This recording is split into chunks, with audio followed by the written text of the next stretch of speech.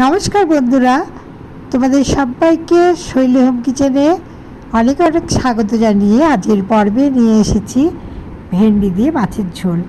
এর জন্য তেল গরম করে নিয়েছি। এই তেলের মধ্যে 2টি কাঁচা লঙ্কা দিলাম ও 1 চামচ 5 ফোড়ন দিলাম। এই ফোড়ন ভেজে নিয়ে এর মধ্যে লম্বা করে কেটে রাখা কতগুলি ভেন্ডি দিয়ে দিলাম। বাচ্চারা যখন ভেন্ডি খেতে চায় না তখন এইভাবে মাছের ঝোলে ভেন্ডি দিয়ে রান্না করতে পারেন। ভেন্ডি দেওয়ার পর এর মধ্যে একটি টমেটো টুকরো করে কেটে দিয়েছি। এখন এর মধ্যে দিয়ে দিলাম জিরে, লঙ্কা, হলুদ গুঁড়ো ও নুন।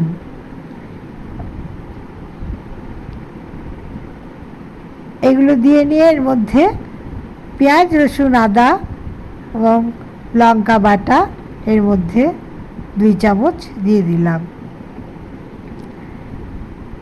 সমস্ত উপকরণ খুব ভালো করে নেড়ে নেড়ে কষিয়ে নেব। মাঝে মাঝে অল্প জল দিতে হবে, দিয়ে কষিয়ে নিতে হবে যতক্ষণ না পেঁয়াজ রসুনের কাঁচা গন্ধ না যায়। এদিকে আমি কাতলা মাছের কয়েকটা টুকরো আমি ভেজে রেখেছি।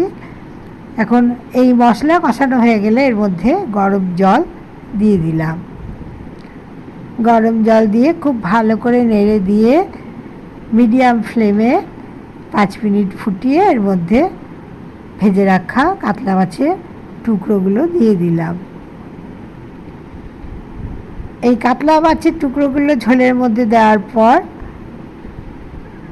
5 মিনিট রান্না করে নেব।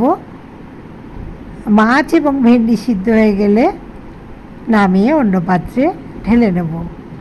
আজকের রেসিপি এই পর্যন্তই। আজকের রেসিপি যদি আপনাদের ভালো লাগে লাইক, শেয়ার ও কমেন্ট করবেন এবং শৈলী হোম কিচেন কুকিং চ্যানেলটি বেল আইকন সমেত সাবস্ক্রাইব করবেন। এইভাবে মাছের ঝোল রান্না করে ভাত দিয়ে খান, গরম থেকে নিজে বাঁচুন এবং বাড়ির প্রত্যেককে বাঁচান এবং সুস্থ রাখুন। আশা করি আজকের রেসিপি আপনাদের ভালো লেগেছে। আপনারা বাড়িতে এইভাবে মাছের ঝোল রান্না করে দেখতে পারেন। দেখুন, আমি মাছের ঝোল অন্য পাত্রে তুলে নিলাম। তুলে নিয়ে গরম ভাতের সাথে পরিবেশন করে নিলাম। সবাই ভালো থাকবেন, সুস্থ থাকবেন। ধন্যবাদ।